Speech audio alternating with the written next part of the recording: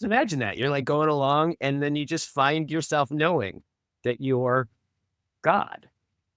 That's Yeah, just I think that I try not to think of that way because the yeah. thing about knowing is that you when with things, it's not like you find yourself knowing in the sense that it's not an accidental thing. Once you know something, it's a form of clarity. It's not a once it happened, like to you. Let's say you take the moments you take the moments that you've had moments of clarity, let's say, where all of a sudden everything kind of lines up into place, and all of a sudden you know exact. It's as if you're one with your outside and one with your inside, and you know exactly what you're doing, and you know exactly why you're doing it. It's like everything's lined up, and I think most people have these little moments like Yeah. that. Say these little moments, and I think that if you want to imagine Christ, is to imagine that's all he is, Yeah. that his whole existence is that clarity, which it can't really imagine it, but you can expand it out of your little moments of clarity, let's say. I know that for me in those moments of like in that clarity, it's usually yeah, it's I usually don't represent those moments until someone asks me about it. And then when I go to try to describe what I may be clear about, I'll have this experience of having a difficult time putting into words. But you're right, there's something that I know that I can't account for.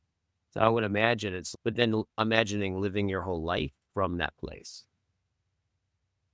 That's amazing.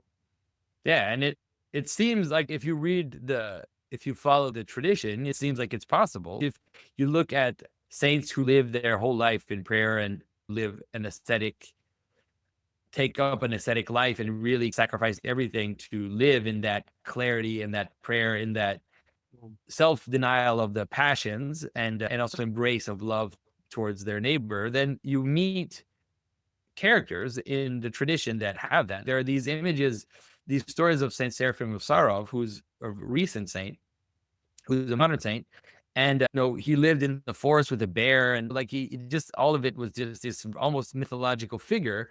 But one day, one of his disciples was talking to him, like someone who was trying to get some teaching from him, and he asked, I forget what he asked, but he asked him something like, "I'd like to have a glimpse of what it can be, like what life can be, what we can reach." And then Saint Seraphim looked at him, and then before his very eyes, Saint Seraphim became like a flame, like a living flame, and he saw who Saint Seraphim really was. He saw this being that was completely burning in God, and then it was just for a split second, and then it was gone. It was just like I saw through the veil, let's say, for a moment.